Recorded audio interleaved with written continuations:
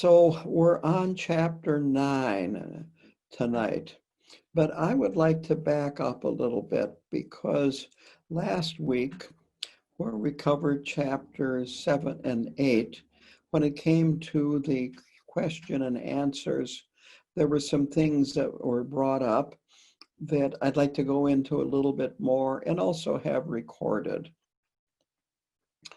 So the first thing is that shamatha meditation is sometimes described as dwelling in peace. And while it isn't always peaceful and lots of things can come into our minds, we can experience peace and we can become attached to peace. If we become attached to the peace that we experience when we are doing shamatha meditation, it can become an obstacle, actually. It can be a problem, and it can keep our meditation from actually being of more benefit. We can actually go in the opposite direction. So with shamatha meditation, we let go of whatever arises, whether it be thoughts, emotions, or even feelings of bliss and feelings of peace and so forth, that whatever arises, we just let it go. Now, with these bodhicitta practices that we talked about last time, and we're going to talk about more of them tonight, they are not peaceful. They are actually intended to bring up kleshas and bring up confusion. And it's a way of getting to know ourselves better. We get to go into places that we would like to avoid. As the title of the book implies, we go into places that scare us. And so here, if we become attached to peace during shamatha meditation, it can seem like these bodhicitta practices are counterproductive. They're taking us in the wrong direction. But if it gets our mind unsettled when we're doing these bodhisattva, bodhicitta practices, that's actually a good sign, because what we're doing here is with shamatha, we are taming our mind. We're getting a wild mind so that it behaves a little bit better. And with these bodhicitta practices, what we are doing is training our mind to be more compassionate, to training our mind to be more open to difficult situations, to be more open with all of our neurosis and confusion and inner obstacles and so forth. It's training our minds to be more compassionate and caring for ourselves and all beings. So it's not a problem if our mind gets worked up when we are practicing doing these bodhicitta practices, doing Tonglen, practicing the 7 points of mind training and so forth. It's not a problem, and it can be expected. And this is why these practices that she talked about earlier, in the earlier 2 chapters, you would start with a session of shamatha meditation, sitting and following the breath and so forth, and then do the bodhicitta practice, and then finish it up with more shamatha to help calm your mind down again.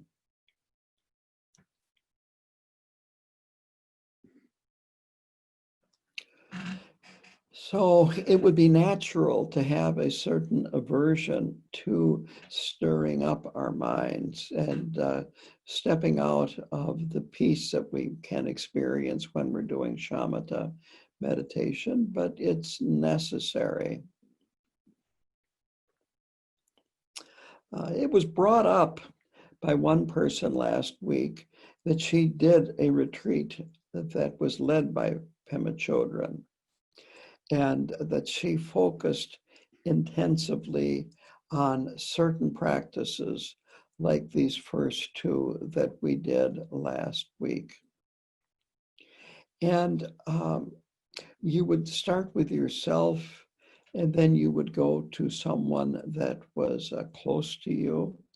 The first practice was developing loving kindness, and so you would start with being kind to yourself, developing loving kindness to yourself, and then developing loving kindness to someone that was close to you, and then going to further and further people, and finally developing loving kindness for a person that you have some aversion for and maybe some anger for.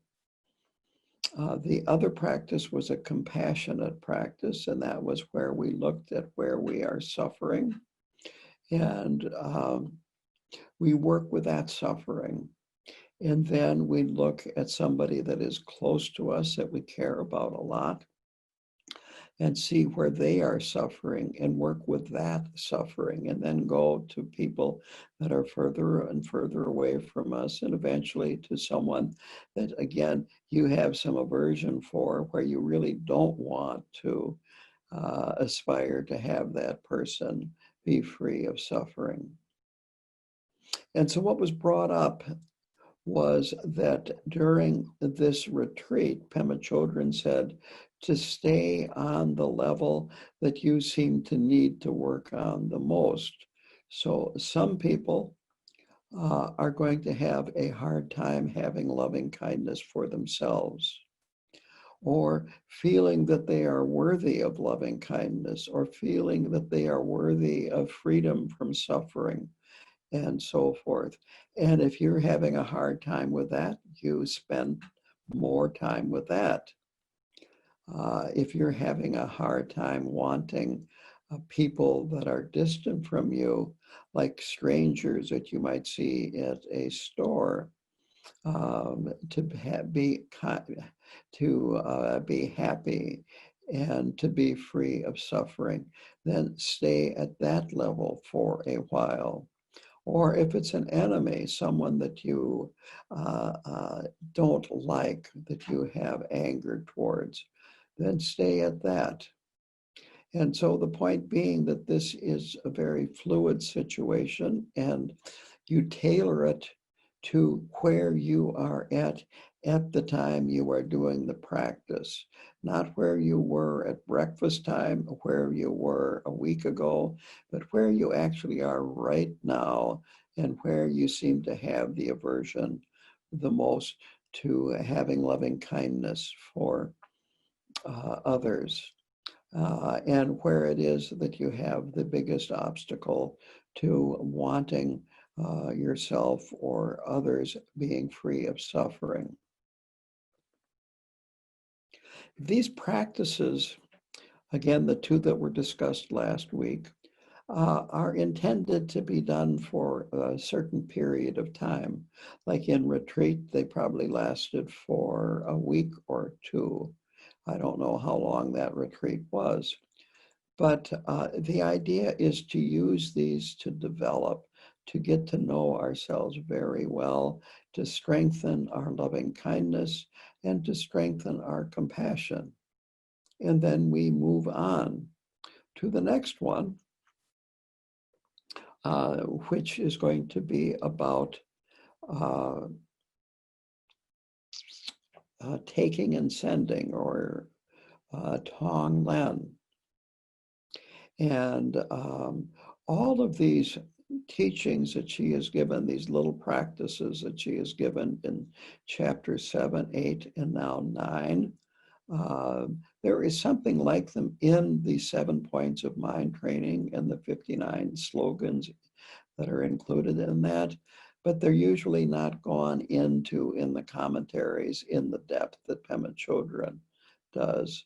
And that is one of the beauties of this book of hers, is that she goes into these things in great detail and helps us understand them on a more experiential level. So Khenpo Karthar Rinpoche once talked about Tonglen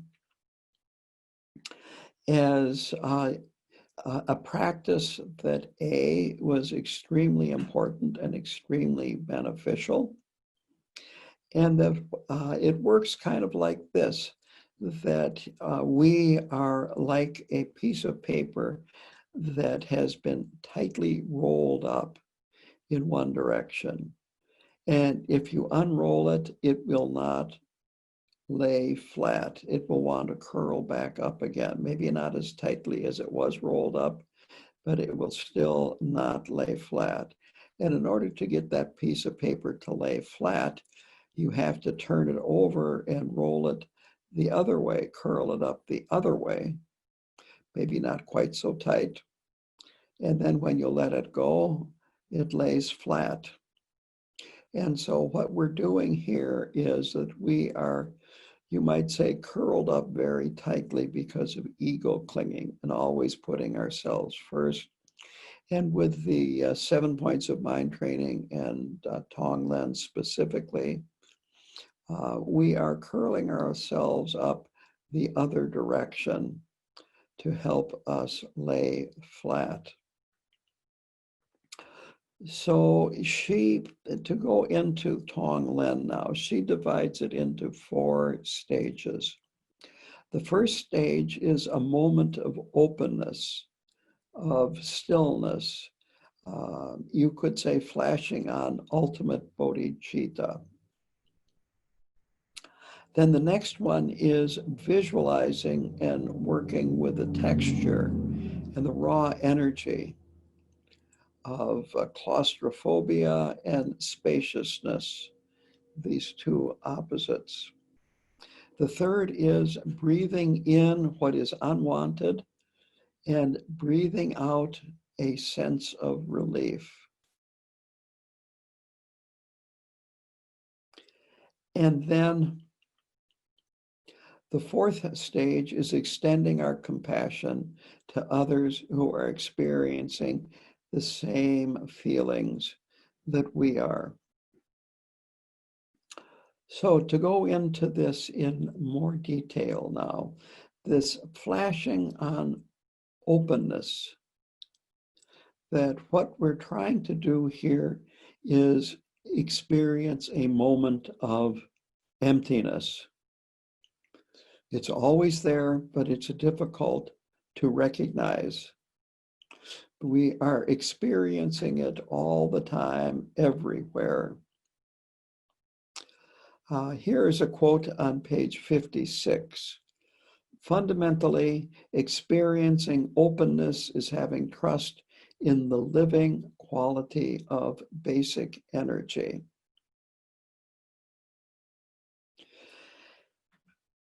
And so to kind of flesh that out is that we can always let go of our fixed ideas. And in doing so, we are experiencing nowness. We're experiencing freshness. And we do this at the beginning to remind us to let go, that we are having a fresh start. And so she describes in there a moment when she first experienced this. And so she was in a shrine room, and it was a hot shrine room, and there was a fan going on in the shrine room. And it was a relatively noisy fan. But after a while of meditating, it became background noise. And she didn't really focus on it. It was just there. She said, then it stopped. And at that moment, she had this experience of openness that kind of got her attention, the noise ceasing. So she was aware of it stopping, but there was no sound to hear. So that is this openness. Here's an experience that I have had that I think would be a similar experience. And that is that I'm sleeping, and then there's a sound that's loud enough to wake me up. I might not have even been aware of what the sound was, what it was coming from, what was making it, and so forth.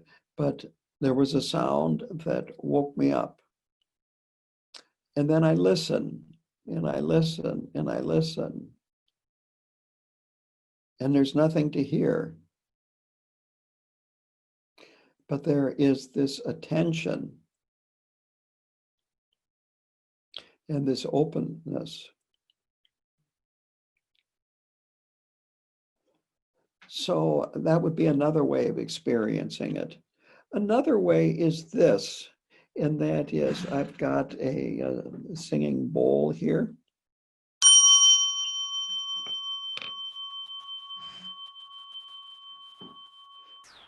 And so you start your session by striking the bowl and then just listen to that sound. And gradually it gets quieter and quieter and quieter, and then there's nothing. But if you can remain focused on that sound, it's basically the same thing. So it's this flash of openness where you drop your thoughts and you're just aware.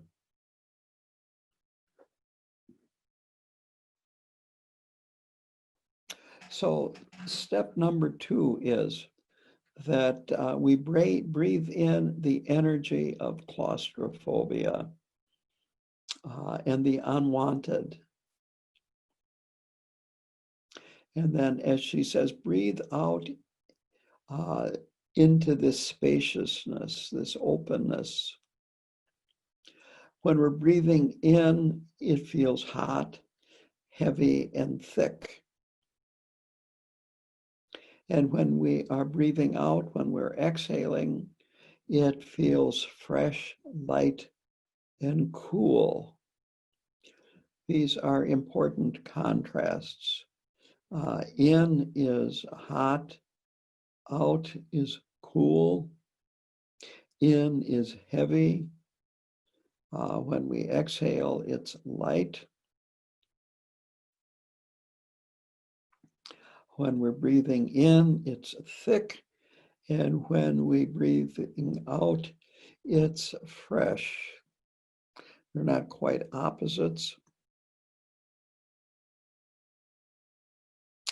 But the idea is that when we're breathing out, it's fresh, light, cool, soothing, and so forth. So we visualize both the in and the out breath to help feel this texture. And we're doing it not only through our mouth and our nose, but through our the pores in our body.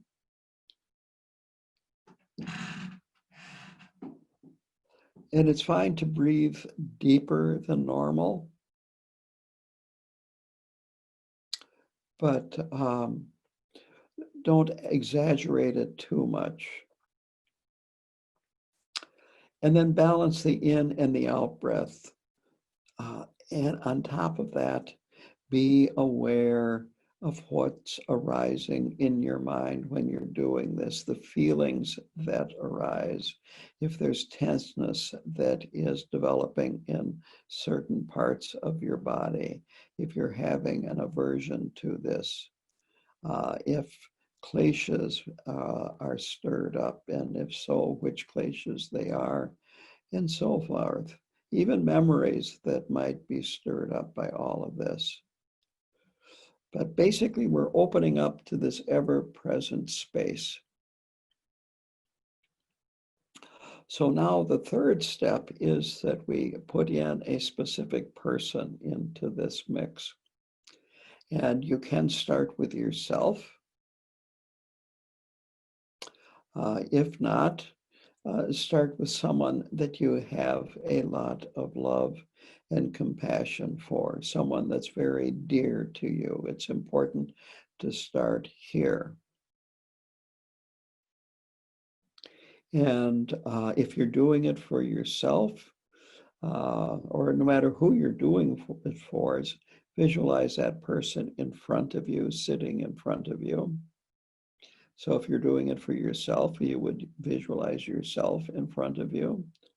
If you're doing it for someone that was very dear to you, like a grandparent or a parent, visualize them in front. And breathe in that person's pain. And when you exhale, breathe out relief to them, whatever it is that you think would relieve their pain. And we made up a list last week in the practices. And so you still have a list. And so use people on that list. And again, start with a person where compassion comes very, very easily. Again, a lot of times we really have to start with ourselves, that we find ourselves are unlovable, that we actually hate ourselves. We have a lot of self-loathing, guilt, anger towards ourselves, and so forth. And it's fine to start with ourselves if you need to. If we can't love ourselves, if we can't have compassion for ourselves, then we really don't know how to have it for other people. But we don't stay with ourselves. We start there, but then we go on to somebody besides ourselves.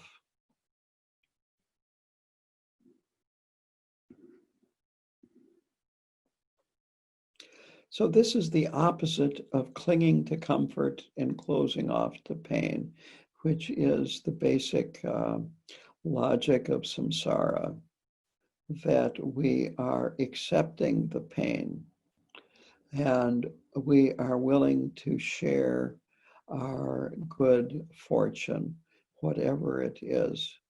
And it could be almost anything. We could give to the person in front of us. We could give them our happiness. We could give them any kind of peace that we experience. We could give them our health if they are sick. She's talked about giving the person a bouquet of flowers. It could be we could visualize giving that person money, if money would help alleviate their suffering, whatever it is. And she talks about working with AIDS patients. This was back many years ago. But I think it's quite relevant today because now we have COVID-19. And so there are lots of people out there that have COVID-19 that we could use as an object of compassion, breathing in their suffering, breathing in their disease, and giving back to them our health.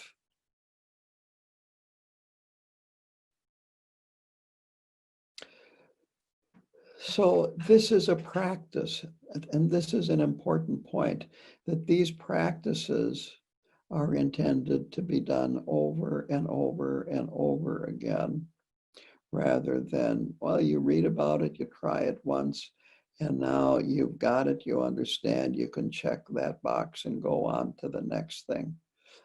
That isn't how it works. We do these practices until we understand them at a very, very deep, profound level. And we have developed a lot of wisdom and knowledge of how other people feel and how we feel and what our hang-ups are, where it is that we need to work on letting go and developing a broader, all-encompassing compassion and loving kindness. So this Tonglen practice, it widens our world, widens our reference point, and it connects us to our soft spot and bodhicitta, this mind of awakening. And this allows us to be, you might say, artistic. It allows us to tap into our creativity. So here you are practicing with somebody else, and do you find then that you've got neurosis that is related to that person, perhaps resentments that you didn't want to even admit that you had? Great. Well, switch to working with that neurosis of yours for a while. That family members, people at work, anybody can actually bring up all kinds of mixed emotions.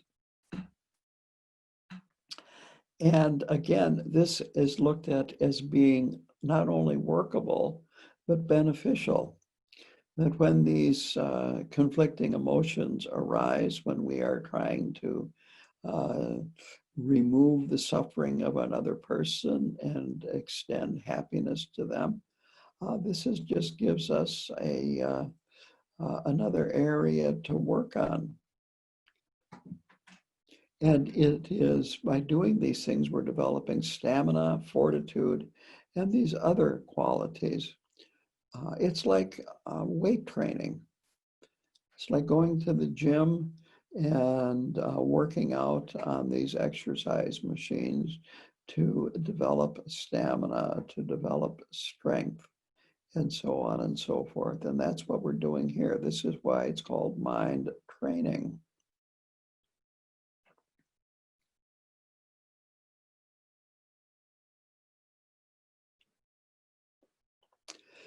So she says to go on here that one of the slogans is, don't try to be the fastest. So encourage yourself to do more, little by little. There's a Zen saying that I like. It says, hasten slowly. And that always end a session by including more than one or two individuals, even if you're mostly focused on one or two. Keep broadening the circle to include more and more beings. Now, the beauty of these bodhicitta practices is that once we finish the practice at home or in a shrine room, that we don't leave it on the cushion. We take it with us. And this helps us be aware of the difficulties that we experience throughout the day. And this allows us to be much more aware of the fact that others are having similar difficulties to what you're experiencing, that you're not alone, and that other people too enjoy similar things to what you enjoy, and like you, really like pleasure. We all want happiness, and this allows us to share them. So the question that always gets asked about Tonglen, and that is, does it help others? And on page 60, she answers this by saying, we have to answer our own questions. So what I would say is, as you're doing this, especially for loved ones, you might try to notice, is it having an effect on the person, that the loved one that I'm doing this for? It can and will change your attitude towards other people. If you're doing it properly, you will become kinder, more open, more forgiving, happier, more relaxed when you're with other people that you've been doing it for. And that will definitely have a beneficial effect on the relationship that you are having. Again, don't expect miracles. Don't expect things to change overnight. But little by little by little, relationships can change. People can become happier and so forth. Because of impermanence, there is always this chance of things changing. In fact, it's certain that they will change. And with the Tonglen, we get to, you might say, have an influence on the direction that they take. Now, I have told, and I will tell now, a story that Khenpo Karthar Rinpoche has told about Tonglen. And basically, it is that if you are a realized bodhisattva, one that has realized emptiness, not us that are bodhisattvas in training, but an actual bodhisattva, that they will willingly take on the suffering of another being and can do that. They can take on the disease of another being. And they will gladly do that to reduce the suffering of another being and give the other being their health and so forth. So until you have experienced the first bhumi, which is the first bodhisattva level, and it is the experience of the direct experience of emptiness, you're not able to take on the suffering of others. So don't be too concerned about if you are doing Tonglen for a person that is ill, that you actually will get the illness, the COVID-19 or the cancer or whatever, that is impossible for us. Now, what Rinpoche also says is that we want to keep this until we are actual bodhisattvas on the bhumis. We want to keep this more mental rather than, you might say, physically giving them all of our wealth and accepting their poverty, that we are not, as bodhisattvas in training, able to do that. It is fine to be generous and to give material things to other beings, and that is encouraged. But you never want to give so much that you later regret it. That becomes a huge obstacle. So this Tonglen is mental for us that are just bodhisattva trainees. And so you don't have to actually exchange your condition for the condition of another person that is suffering tremendously. So those are two important points to be made with Tonglen.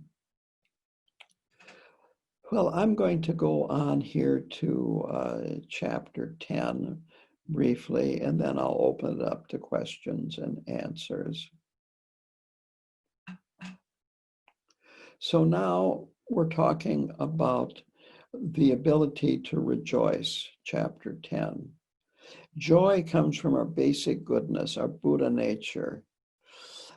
It is, quote, a happiness that is completely devoid of clinging and craving. Other words that touch on this are satisfaction, contentment, well-being. They all point to this type of joy. This feeling of joy decreases as fear increases, and it increases as we trust our inherent Buddha nature and trust what we are doing. So here, there's a practice that is expanding our joy. So you start with sitting meditation. And whatever is going on in your mind, be steadfast. See it as workable. Work on developing patience and confidence with yourself and these practices. So confidence in yourself that you can do these practices, that you have Buddha nature, and also confidence in the practices, that they are leading you in the direction you want to go in, that these practices work, they're tried and true.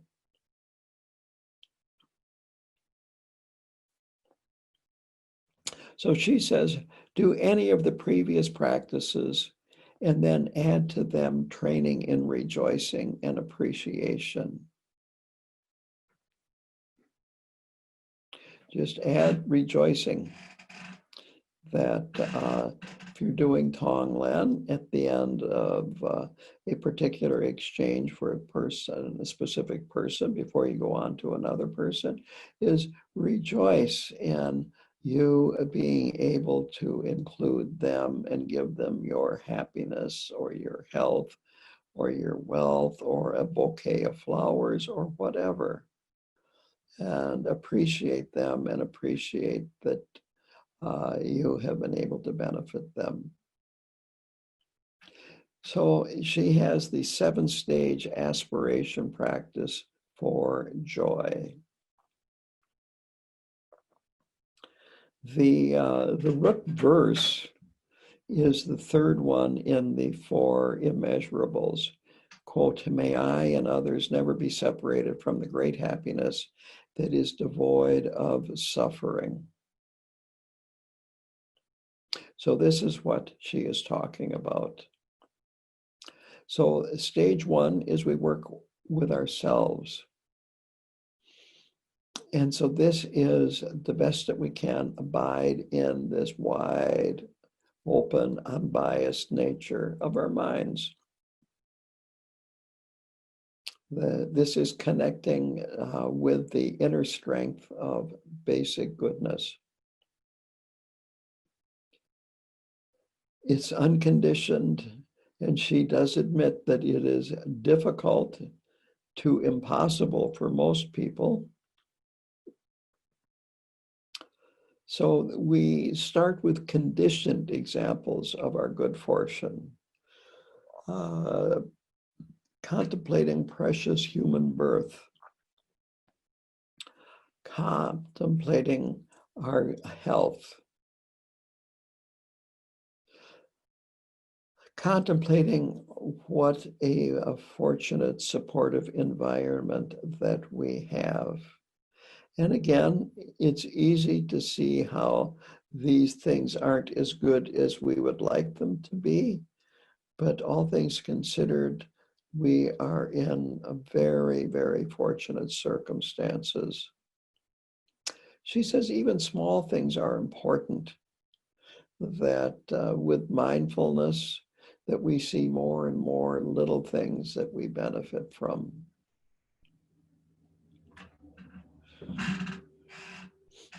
What I have found with mindfulness is, and I'm going to start here with mindful eating. When I practice mindful eating with a group and then ask at the end of the meal to have people's experience, frequently somebody says, in fact, more than one person, a number of people will say, the food tasted better and it took less to fill me up. The lesson then that I pass on to them is that if we can maintain mindfulness as we go through our life, life tastes better and we get filled up more quickly with all the little wonderful things that we experience in our day. So this is important here, that drop the complaints, the little things that irritate us, enjoy life, mindfully enjoy life, and rejoice in your good fortune. Stage 2 is a loved one.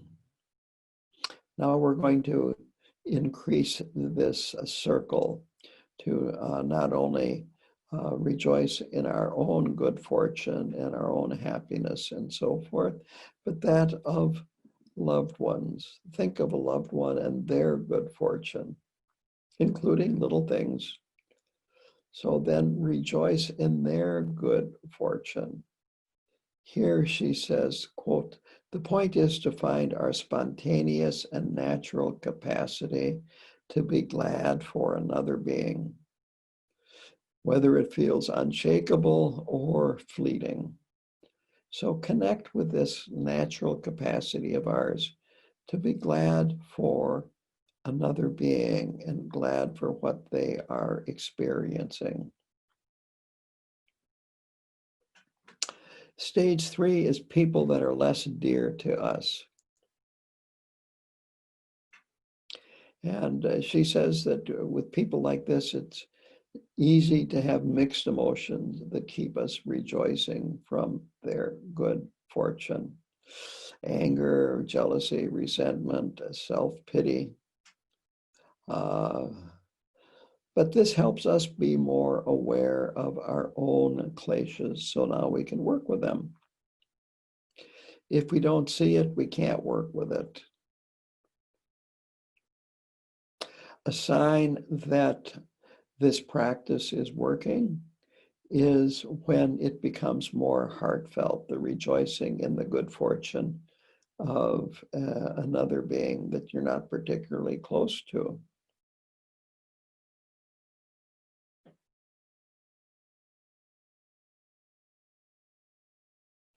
But the point is, even if we can't feel that way to begin with, at least we try.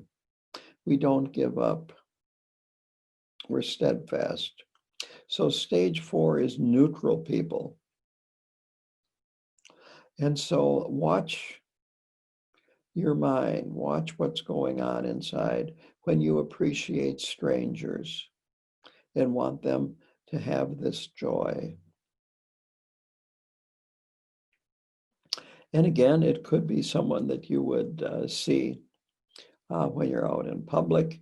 It could be someone that you would see on the internet and see in a news broadcast. A lot of times what you see are people that are really suffering or perpetrators that caused a lot of suffering, but I would be talking more about people that are more neutral at this stage. Stage 5 then is difficult people. So again, watch your mind and your reactions as you aspire that difficult people in your lives are happy. She says, what emotions arise? What judgments arise of yourself and others? What memories arise? And this is very important. You have to do this, or you will be omitting a very, very important part of this practice. So get to know yourself better. This gives you a chance to get to know yourself better. And again, accept what you see rather than getting mad at yourself or getting depressed at what you see. That when you see these things, then it gives you something to work with, something to improve, which is excellent. She says that it's these reactions, these strategies, these storylines. This is what the prison walls are made of. And so you're seeing the prison walls more clearly. Then stage 6 is to rejoice in everyone in the previous 5 stages together.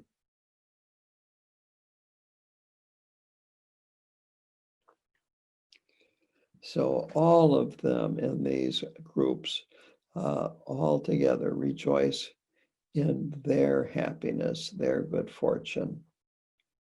One of the slogans that she brings up at this point is always maintain a joyful mind. So it's really important that no matter what's going on, to maintain this joyful mind. And this is how to do it. This is one of the main points of cultivating joy, is work at it, put some effort into it, remain steadfast. She says, don't put armor on our basic goodness, because again, that's what connecting with here is, our basic goodness and this joy. So she then ends this chapter with a story about the cook there at Gampo Abbey that was having a bad day and had a lot of anger. And she decided to make cookies, and she did, and she burnt the cookies. And so then she just took the burnt cookies and went out for a walk. And she was still feeling pretty rotten and miserable and ruminating on why she was angry and who she was angry at. And up came a fox out of nowhere, and she fed the fox the burnt cookies, and the fox appreciated the burnt cookies. And that made her happy. And so the moral, Pema Chodron says, is we can always look outside our cocoon and connect with joy.